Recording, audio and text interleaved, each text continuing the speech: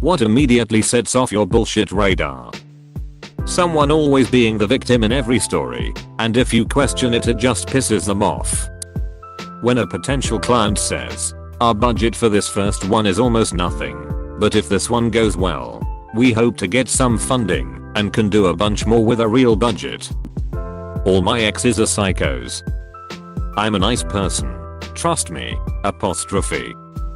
Most money gurus. So you don't want to buy my $88 course, where I teach you how to make $888 in just a month with virtually no effort on your part. I only need 101 people to sign up, and I'll have aced my own course. My phone ringing. 99% of the time it's a scammer. You don't need to count the money. I already did it from customers. Yeah. Now I'm really gonna count it. When you start working somewhere new and they say we are all like a family here, major red flags for me. From experience, that just means you won't ever get a raise or a promotion. 1-uppers. It almost always instantly gives away that someone is full of shit. You think that's annoying? I know some 2-uppers. When someone is trying to sell me something and calls me boss, the only time I trust someone calling me boss is at the kebab shop. See also, big man. Made me laugh. Being called big guy was kind of awkward at first, especially because the guy serving at my favorite place is like a giant, probably around 2.0 meters, 120 kilograms, half Albanian half Turkish guy. The other day I was talking to a topper at work. I told him that I had bought a Fender American Professional Strat and what it cost me. He immediately pulls up a pic on his phone and shows me some custom made guitar and has this whole story about how he got it, and it is worth 10 times what I paid for a guitar I really love. Every single time. This guy has some BS story to top whatever you tell him. Sometimes I talk to him just to see what the BS is gonna be this time. Anyone who tells you to do something but refuses to provide an explanation when asked why it must be done. A study mentioned in the book Influence, The Psychology of Persuasion, said that by giving a reason, any reason, will increase your chance of getting your request fulfilled. If you ask to cut the line to use the printer, you will have a higher chance by just saying, "Can I cut the line, because I need to use the printer." Even though the reason doesn't technically add value, it is better than just asking to cut the line without one. If someone spends a lot of time telling me what kind of person I am, apostrophe, I'm such a chill person. I'm not about the drama, apostrophe. I'm really responsible. You don't need to worry about me, apostrophe. I'm really generous and kind to everyone, apostrophe. If it were true, you wouldn't tell it, you'd show it.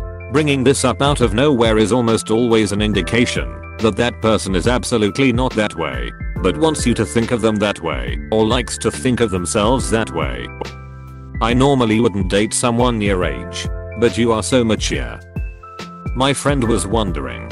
Asking for a friend has become tongue-in-cheek at this point, at least among a couple friends I know. Do you have 2 seconds? It's never that.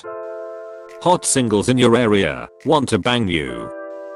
When a car salesman says, "We're actually losing money on this deal," who does that actually work on? All that says to me is that you're full of it, and you think him dumb. When you walk into a dealership, everything they do is bullshit. Everything.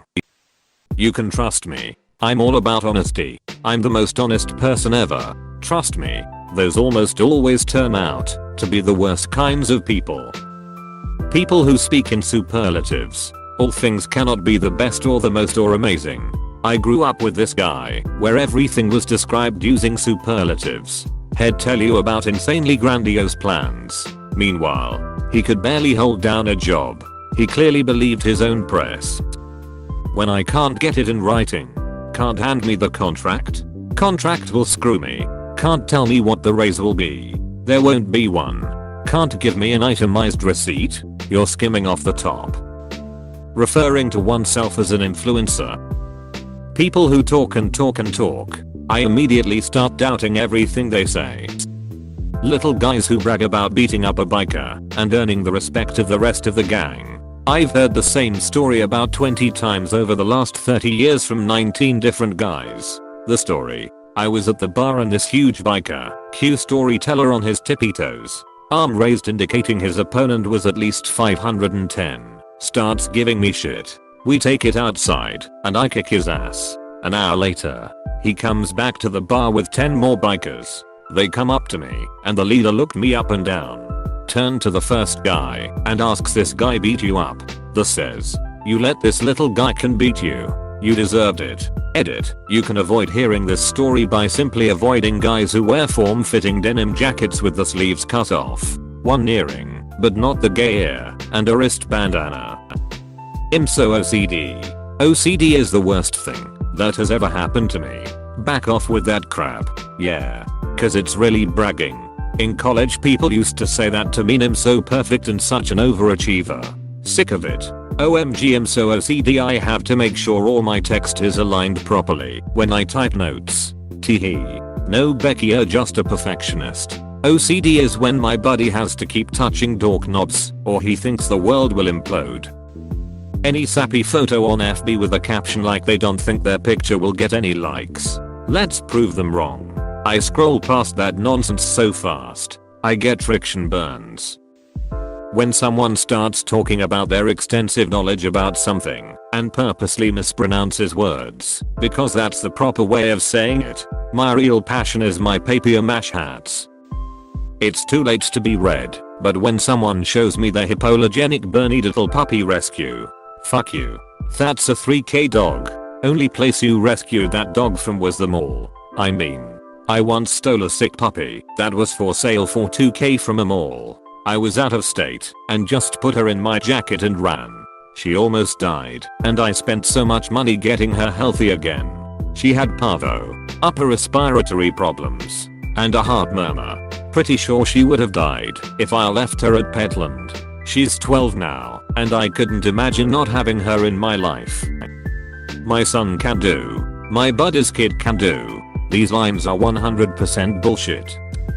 Pretty much every male person in high school that was going into the Marine Corps all had the same story. They were gonna be Marine Corps snipers. They already passed the tests and all that. It was a done deal. Never mind the fact they're juniors or seniors in high school. You know the types. The ones that wear Marine shirts all the time. Primarily the infamous pain is weakness leaving the body and have the forks tough as nails attitude. Typically weigh 110 to 140 and always have to be the loudest in the room. I'm by no means bashing on the Corps, but it was almost like they were copy pasted NPCs in real life. Same clothes, same attitude, same BS and gonna be a sniper stories. Everything. Then years later you see them on social media or hear from mutual acquaintances that they barely made it through boot, that they're stationed in Japan or California, or just flat out didn't cut it. Though one kid from my class actually wound up being in the SEALs for a time. Not sure what happened with that though, or if he's still involved. Dishonorable mention for those super cool guys that never even breathed in the same direction of the military and said the also infamous I wouldn't cut it in the military. If a drill instructor got in my face it'd knock him out. Please subscribe and leave a like if you enjoyed this video and if you want to see more of Reddit universe.